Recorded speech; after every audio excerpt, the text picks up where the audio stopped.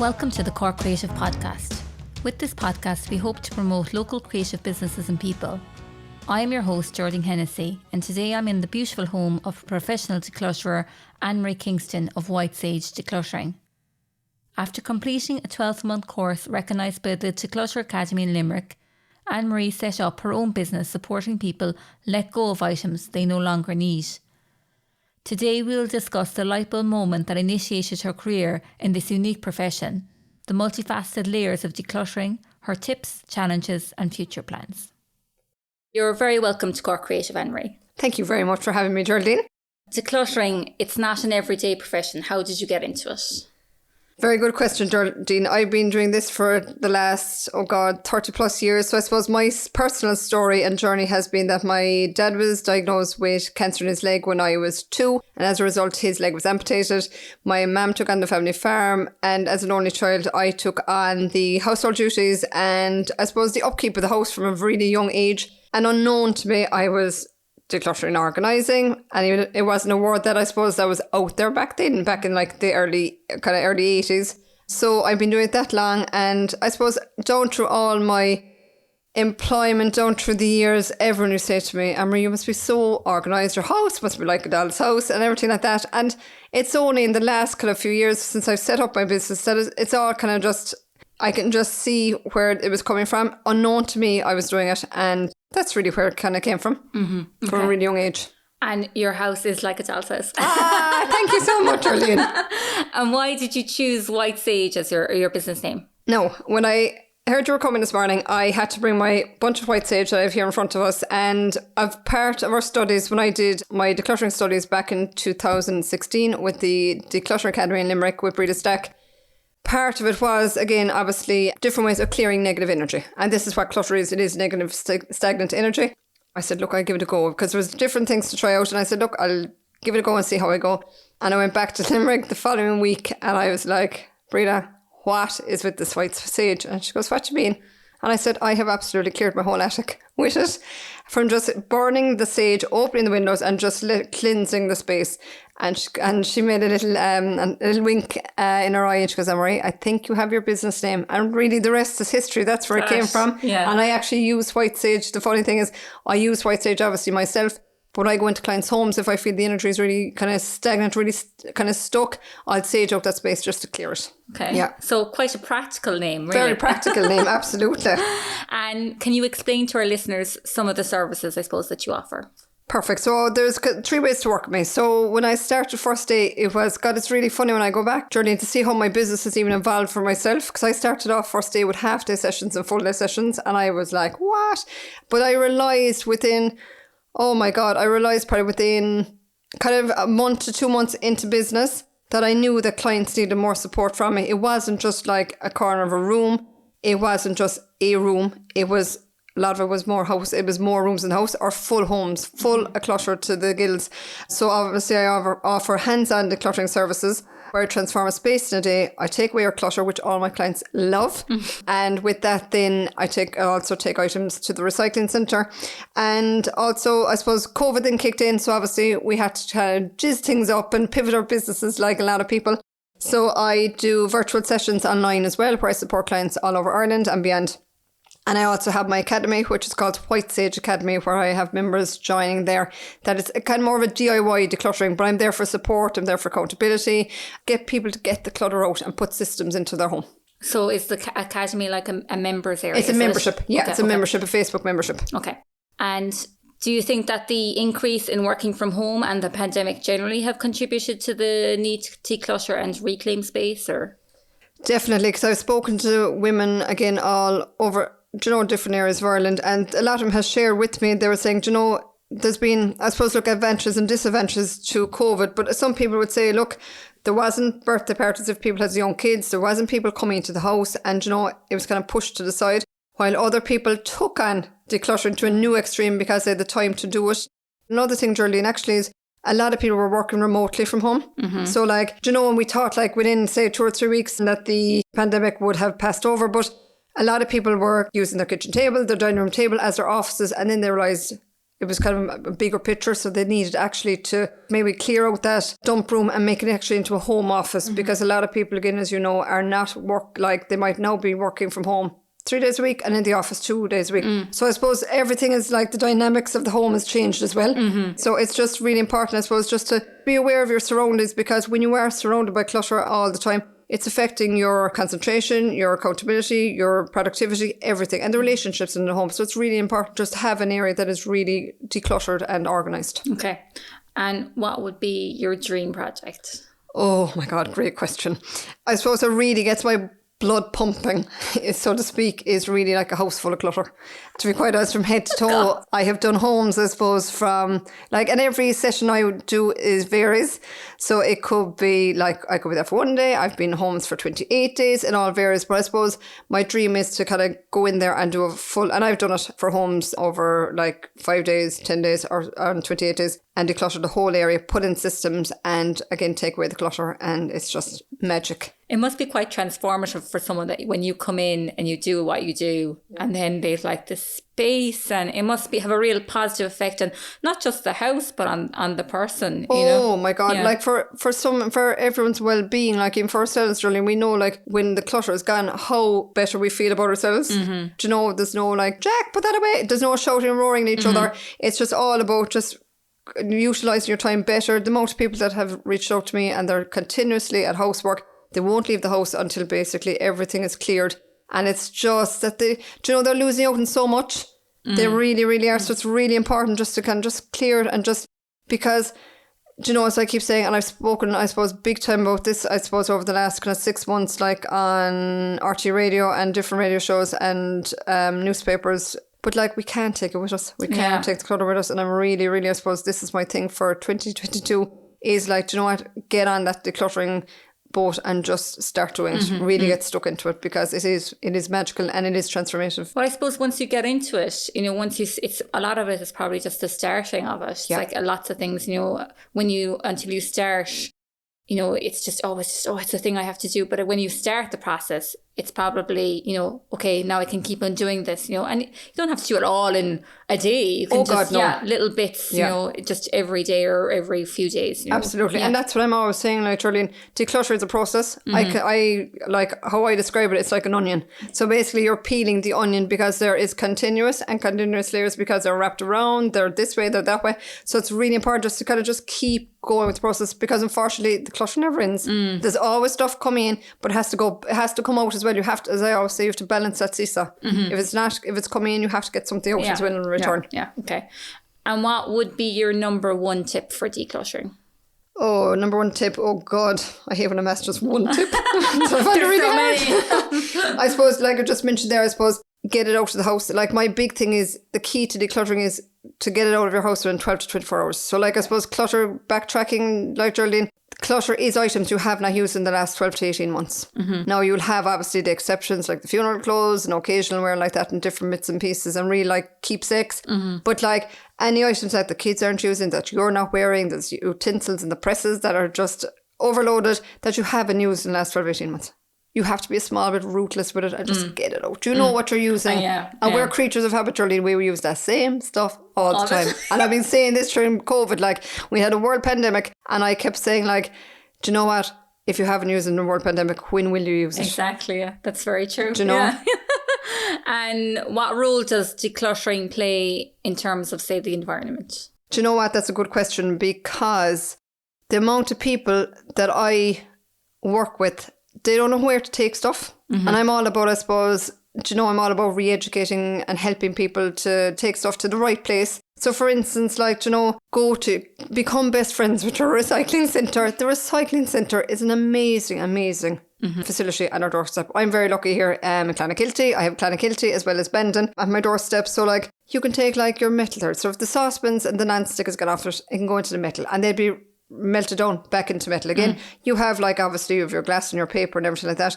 But again, like, instead of putting, say like maybe, and we're all trying to do a bit for the environment, but instead of like maybe burning, take your mattresses to the recycling centre. Do you know, we're all trying to do a bit for our environment. Instead of throwing clothes that are maybe shredded, that there's holes in, that the wires have come out of the bras, because I would have done bra collections back in 2019 for the Nile Mellon Trust for the women in South Africa. But like, instead of them going in the green bin, they can actually be sent to a charity or to the charity shop, and they can be recycled back into clothing. Instead of putting them in your green bin, they'll go into landfill, and they'll never be able to rot down because they're not natural fibres. Again with shoes. So even clothes with holes and stuff, you can recycle. Oh, really? So basically they will be down into ribbon. So basically ribbon, they'll be recycled back into clothing. They're sent to a recycling company. So the charity shop actually get €5 per black bag. Okay. And they're sent off to a recycling centre, recycling back into clothing. Oh, okay. Something I learned there now. Yes, thanks very much no for that. bother. And would it be fair to say that emotions play a significant part in the act of decluttering? Oh, absolutely. I suppose the clients I work with, Darlene, they're very overwhelmed, they're frustrated, they're stuck, they just don't know where to start. And a lot of it is like, there's emotional buying kind of coming into it as well, because again, they have gone through something. Mm-hmm. And a lot of people say to me, Anne Marie, why can't people just get a skip and throw it out? That's not the way it is. And that's not the way I run my business. I'm all about supporting my clients, because a lot of my clients have gone through, maybe there could be a breakdown of a marriage or relationship. They could have lost a child. There could have been maybe a house move, divorce, separation. Just a busy mom trying to keep all those bloody balls going in the sky and the air, and trying to keep everyone going and keep the whole show going. But there is so much, and a lot of it is sometimes we mightn't just have the time. Mm-hmm. And it comes to a stage then that like the clutter might start in one spare room, the dump room, and it just ripples out across. As I say, it's kind of like a snowball that kind of basically starts as a very small snowball and just literally takes over. Mm-hmm. And then you're like, oh my God. And I've had clients, I'd be driving up the drive and they're out, not in a long time now, thankfully, but they'd be, oh God bless them, with the tissues, and they're like, Anne Marie, I don't think I can do it, because they're so over, they're just like, oh my God, like Anne Marie, like they think I'm going to judge them, that I'm going to talk about them. And I don't judge anyone when it comes to clutter, because we all have our own stuff going on. We don't know what's going on in that house. So like, I'm there to support them. But like, it's really important, I suppose, to get the right support. Mm-hmm. Like a lot of people will get family and friends to do it, and they'd ring me back and they're like, Anne Marie, I can't do it. We've had a fight already. And you see, they don't get it. The thing you see, Darlene, with clutter, right? It's personal to us all differently. So your clutter and my clutter are probably there's no similarities whatsoever. Yeah. So it's really important to get someone, because some families come in, Ash, what, you want that? Mm-hmm. Throw that out. And again, going back to this bloody skips, people think they should throw down skips. Do you know what? And it's again, we're touching back into the environment, but everything that I take away, I rehome. Mm-hmm. So it's going to charity. If it's not suitable for charity, it's going to recycling. If the charity shops don't take it, I put up in the local page here in the Clonakilty Swap and Donate page. So I'm rehoming everything. So there's very, very little waste.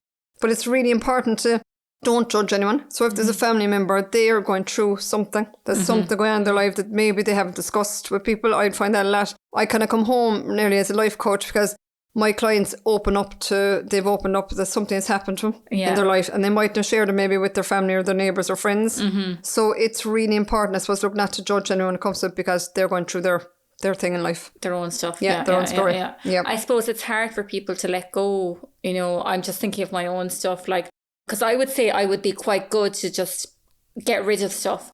But then I have a room and I'm just like, I have to tackle that room. It's now the junk room. Like, there's so much stuff.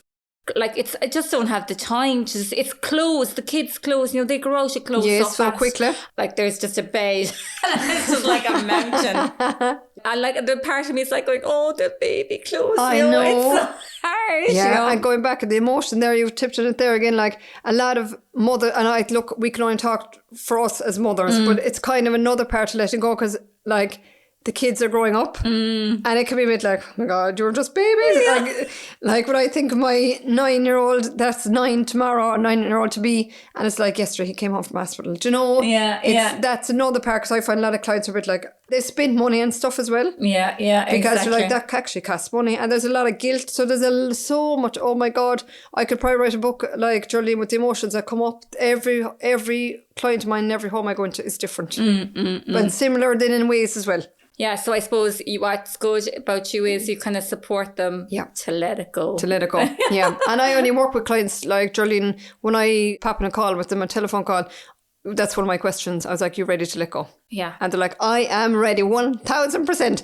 And if they're not ready, I'd say, look, let's connect maybe in 2 or 3 months' time and see where you are. So you don't push them? I don't push. They have to be ready 1000%. They have to be fully committed to my programs. Okay. And what are the biggest challenges you face?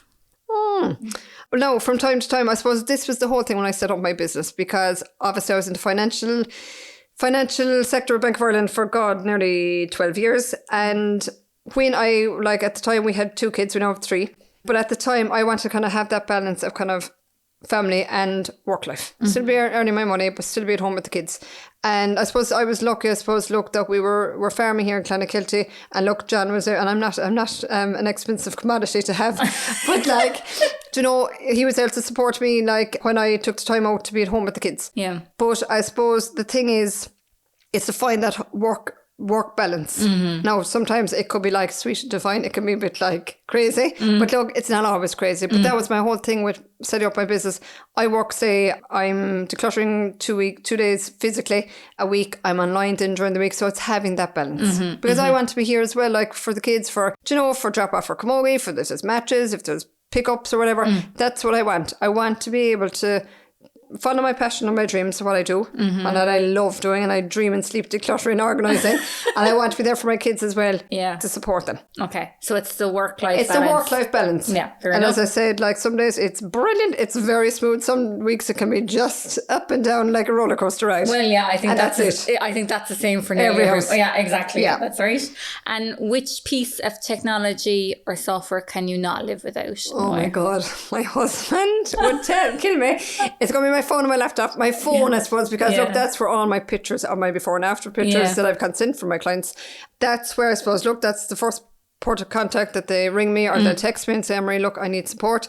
And my laptop for Zoom. Now I do Zoom on my phone as well, but they would be really my 2, if I'm allowed to, my laptop and my phone. They're your work things. They're my work. Yeah. Very good. And what are your plans going forward? Oh my God.